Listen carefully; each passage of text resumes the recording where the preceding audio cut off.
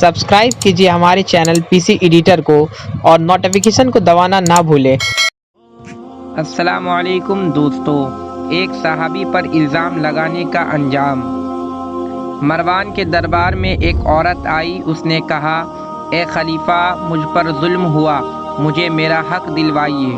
मरवान ने इस पर एक नज़र डाली, फिर बोला, तुम पर किसने जुल्म किया है? मरवान ने पूछा, सईद बिन ज़ैद रज़ियल्लाहु अन्हु ने। इसने फ़ौरन कहा। मरवान को यह सुनकर हैरत हुई। इस औरत ने किसी आम आदमी पर इल्ज़ाम नहीं लगाया था। सईद बिन ज़ैद रज़ियल्लाहु अन्हु बहुत बड़े सहाबी थे। अशराम अफशरा में से एक थे, यानी इन 10 खुशनसीब इंसानों में से एक, जिन्हें नबी करीम सल्लल्लाहु अलैहि वसल्लम ने इस दुनिया में जन्नती होने की बशारत दी थी। क्या कहा तुमने? तुम पर सईद बिन ज़ैद रज़ियल्लाहु अन्हु ने जुल्म किया है? हाँ, मैंने यही कहा है। उन्होंने तुम पर क्या जुल्म किया है? उन्होंने मेरी कुछ ज़मीन दबा ली है।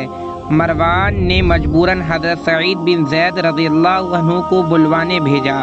आप मरवान के दरबार में पहुँचे, औरत का इल्ज़ाम सुना, फिर फरमाया, मैंने नबी करीम सल्लल्लाहु अलैहि वसल्लम से सुना है कि जो शख्स किसी की बिलशिस्त भर ज़मीन भी ज़बरदस्ती दबा लेगा, उसे 7 ज़मीनों का तौक पहनाया जाएगा।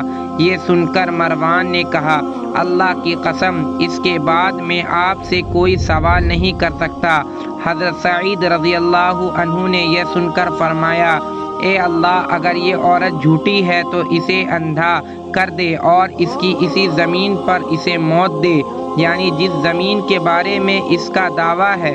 आप रज़ियल्लाहु अन्हु की इस बद्दुआ की बाद वो औरत अंधी हो गई। टटोल कर चिल्लाया करती थी और कहती थी, मुझे सईद रज़ियल्लाहु अन्हु की बद्दुआ लग गई। जिस ज़मीन के बारे में इसने इल्ज़ाम लगाया था, इसमें एक कुआं था।